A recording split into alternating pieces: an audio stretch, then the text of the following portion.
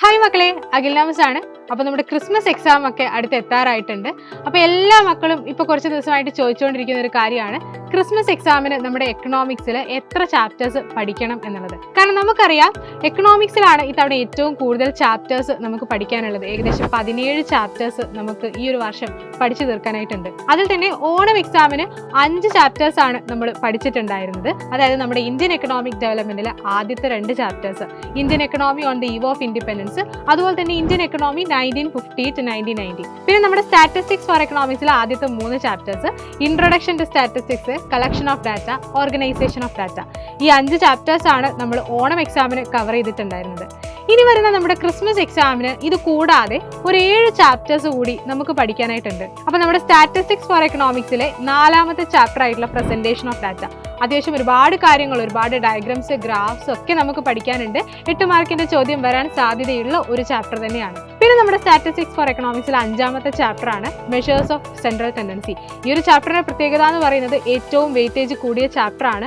8 മാർക്കിന്റെ ഒരു sure question വരാൻ പോകുന്നതും ഈ ഒരു ചാപ്റ്ററിൽ നിന്നായിരിക്കും. പിന്നെ നമ്മുടെ ഇന്ത്യൻ എക്കണോമിക് ഡെവലപ്മെന്റിലേക്ക് വരികയാണെങ്കിൽ അതിൽ 3ാമത്തെ ചാപ്റ്റർ നമ്മുടെ LPG ആണ്. LPGയിൽ നിന്നും 8 മാർക്കിന് നമുക്കൊരു ഷുവർ ക്വസ്റ്റ്യൻ വരുന്നതാണ്. അതുപോലെ തന്നെ നമ്മുടെ 4ാമത്തെ ചാപ്റ്റർ ആയിട്ടുള്ള പോവേർട്ടിയിൽ നിന്നും 8 മാർക്കിന്റെ ഒരു ക്വസ്റ്റ്യൻ നമുക്ക് വരുന്നതാണ്.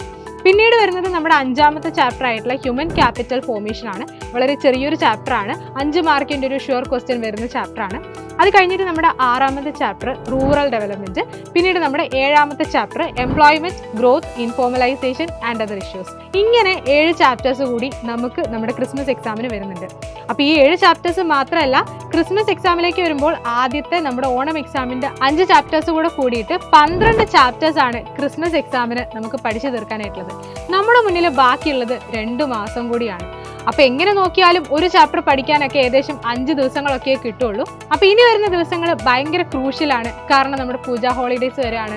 അത് കഴിയുമ്പോഴേക്കും ഒരുപാട് ഇവന്റ്സ് വരുന്നുണ്ട്, ടൂർ വരുന്നുണ്ടായിരിക്കും. അങ്ങനെ ഒരുപാട് കാര്യങ്ങൾ നമുക്ക് ക്ലാസ്സസ് മിസ്സാവാൻ സാധ്യതയുണ്ട്, ദിവസങ്ങൾ കുറയാൻ സാധ്യതയുണ്ട്. അപ്പൊ ഇനിയുള്ള ദിവസങ്ങളിൽ മാക്സിമം കിട്ടുന്ന ദിവസങ്ങൾ പ്രൊഡക്റ്റീവായിട്ട് തന്നെ യൂസ് ചെയ്യുക. അത്രയധികം കാര്യങ്ങൾ നമുക്ക് ഓരോ ചാപ്റ്റേഴ്സിലും പഠിച്ചു തീർക്കാനായിട്ടുണ്ട്.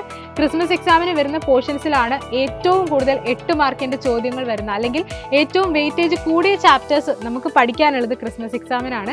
അപ്പോൾ ഇനിയുള്ള ദിവസങ്ങളിൽ മറ്റു കാര്യങ്ങളോടൊപ്പം തന്നെ പഠനവും കുറച്ചുകൂടെ സീരിയസ് ആയിട്ട് കണ്ട് മുന്നോട്ട് കൊണ്ടുവരേണ്ടതായിട്ടുണ്ട്. അപ്പോൾ എല്ലാവരും നന്നായിട്ട് തന്നെ ക്രിസ്മസ് എക്സാമിന് പ്രിപ്പയർ ചെയ്യുക. ക്രിസ്മസ് എക്സാമിന് നമുക്ക് ഫുൾ മാർക്കും സ്കോർ ചെയ്യണം. Happy learning.